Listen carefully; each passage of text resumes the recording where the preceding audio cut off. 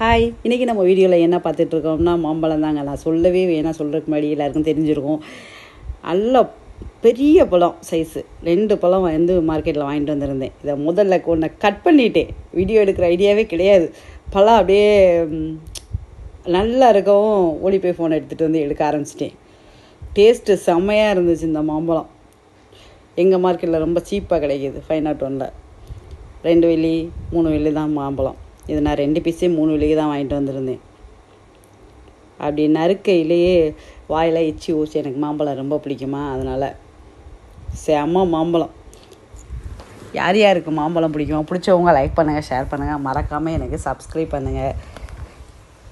இங்கே பாருங்கள், துண்டு துண்டாக அப்படி கட் பண்ணி எடுத்துகிட்டு பார்த்தோம்னா எப்படி இருக்குன்னு பழத்தை.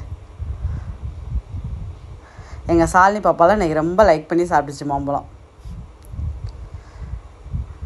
நான் ஒரு கையிலேயே ஃபோனை கையில் வச்சுக்கிட்டு தோன்றேன்னா, அதனால் என்னால் வந்து கிளியர் அதுவும் நீ எடுத்து கொடுக்க முடியலை.